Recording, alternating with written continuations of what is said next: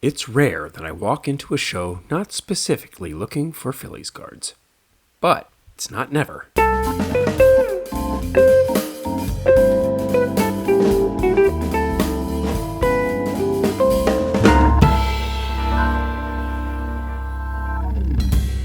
If you've been following along, you'll know I'm in the middle of a low buck collection flip that includes a 1980 Topps set, a 1983 Topps set, and a 1985 Donruss set that I bought a few weeks back on Marketplace.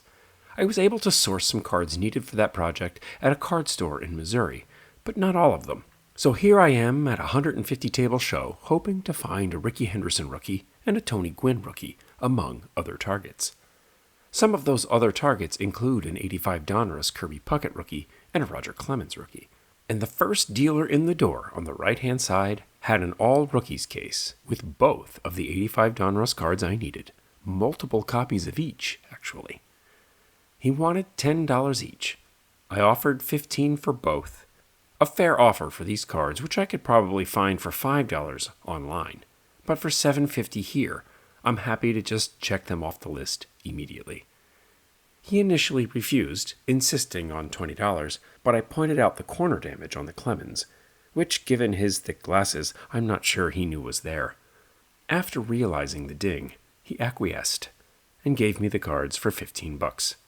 It was nice to see some pre-war Phillies cards about, including this 1916 M101 Sporting News George Chalmers. But at $425, it was even nicer to let it stay in the case for some other poor soul. And even though Phillies cards weren't my priority at this show, I still had to pick up a Harper for the kid. So I stopped at a box that seemed like easy pickings and was able to quickly pull this 2025 Topps Chrome Harper from the latest release. $1 later, my fatherly duties complete, I was able to start hunting for a Rickey Henderson rookie, which I found in short order. And interestingly, it was in an off-brand Arena Club slab, a grade of 3, for whatever that's worth, for Arena Club. And even though it was a 3, it had very obvious damage on the corner when it was put into the slab. That little piece could easily be flipped back around, and it would look so much better. But someone made a decision to leave it like that, in a slab, no less.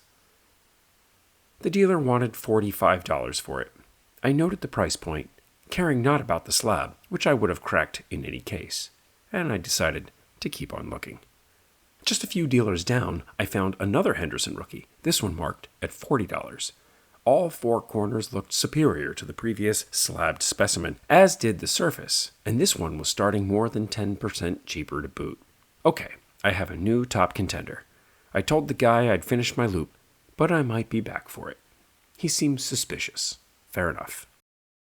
As I continued my search for either the Rickey Henderson rookie or the Tony Gwynn rookie, I bumped into this card, a 2024 Bowman Chrome Green Refractor Auto of Eduardo Tait, number 33 of 99. Now back in Highs and Lows 8, I had a guy try to sell me the Chrome Refractor of this card, numbered to $4.99, for $50. My prospect limit is strictly $1, and that's a hard limit, so I passed on that card. Since then, Tait has been dealt to the Twins organization for Juan Duran. Tait is still in single A ball. I asked the dealer what he wanted, and homie came back at $300. I stopped breathing for a moment. With Tait traded, I'm not sure who the market for this card is anymore, and for $300, it sure as crap ain't me. So I thanked him and moved on. I had a Tony Gwynn rookie sighting, but this guy wanted $50 for it, which was way too high. I should be able to get that card in the $20 range easily. With $50 as the first ask, it wasn't worth trying to bargain him down, so I just noted the price point and kept on searching. Trying hard to stay on task and failing, the collector in me kept getting drawn to the vintage cases where I spotted an old 20s era Phillies strip card. Didn't recognize it right away, so I asked the dealer to take the Dave Bancroft out of the case. The dealer had it labeled as a 1923 W515 Type 2, but that didn't seem right to me. The 515s have a serif font in all caps on the bottom, and this was a non-serif font in italic. I have a W515 Dodie Paskert. This did not look like it was part of that series. I went back and forth with the dealer a bit, who was really holding his ground on the card's identity. So to the interwebs I went to get definite proof that this was indeed a 1920 W516 strip card.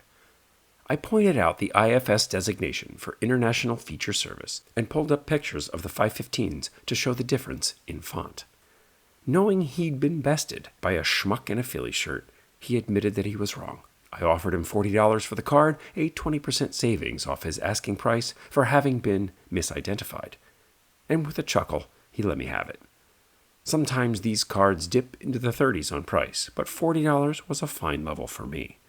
After the deal was done, the same dealer focused my attention on 3 other cards in his case, 3 cards from the 1888 Scraps Tobacco collection. These cards are super ultra mega rare, with just a handful of known copies. About 250 in total from the set floating around out there in baseball card land. I had never seen these in person before, so was glad for that opportunity. But at $2,000 apiece, I wasn't the buyer this guy was looking for. On I went and found more Ricky rookies, and Gwyn rookies too, in the same case. The Ricky was pretty low grade. The surface was kinda AFU, the corners were all knackered, it was off-center, and the guy wanted $80 for it. I didn't tell him about the 2 other Rickies I had already seen, both in better condition, and both for half the price. The Gwyn was in pretty poor condition too, and I was certain I could do better than the $40 that the guy wanted for it. But not all was lost, as this dealer had some 1980 singles available, including 3 of the cards I needed to complete my 1980 top set. The Barack and Yaz card, number 1, the Pete Rose, number 4, and the Willie Stargell. $1 apiece got me to within 3 cards of a complete set. Another surprising vintage find at this show in Arkansas was a case filled with 33 DeLong cards, including the Lou Gehrig and Chuck Klein. I'd like to own the Chuck Klein one day, but today was not that day. Rounding out the few tables I hadn't perused, I came upon a dealer I knew well who gave me a nod as I walked up, as he was dealing with other people. I've been through these boxes before, which the dealer first brought to this show all the way back in Highs and Lows 3. I bought a Carlton rookie out of this box nearly 2 years ago, one of many cards I've bought from this guy. I bought a Harper rookie from him back in Highs and Lows 8, and a Tolstoy-backed T206 Sherry McGee back in Highs and Lows 9. I've developed a relationship with this dealer over time. I even bumped into him at the National, making us both laugh when we realized who the other was. But I had a different list this time. This box did not have a Ricky rookie in it, or a Gwyn rookie, but one of the few cards I still needed for my 1980 top set was the Ozzie Smith, his second-year card with the Padres. So in I went, and out popped the Ozzie, in nice condition too. I looked at the price. Sheesh, $30. No way this guy actually wants $30 for this. It's a $5 card on its best day. His associate came over and asked if I needed help. And I asked about the price, and the guy just deflected. Well, you'll have to ask the boss.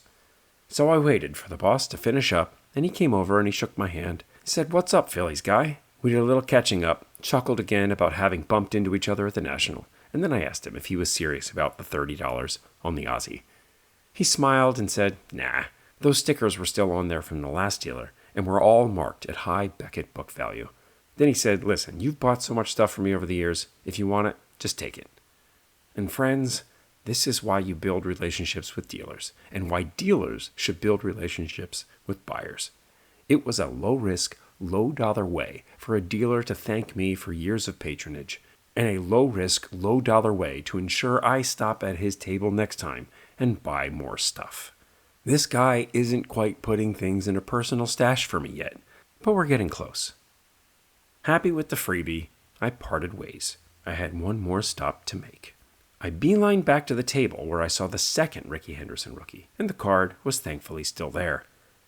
I asked to take it out of the sleeve, revealing a pretty well-centered card, with nice enough edges and corners for a set card, and just a bit of graining on the surface. Hoping there was a little room on it, I offered $30, the low end of what a card in this condition goes for these days. He came back at $35, a show of good faith, and I was happy to close the deal there. I'm not looking for a stunner. I'm looking for a card that will live in a box with the rest of the set, with its 791 little brothers.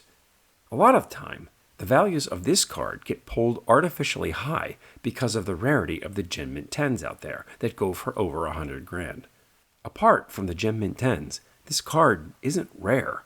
So if I overpaid at $35, it was only by $5 or so. And if I paid $35 on it on eBay, it would have been before tax and shipping, getting me close to $50 out the door. Having run out of tables to peruse, I was able to get closer to the completion of my 1980 Topps set, just 2 cards short now.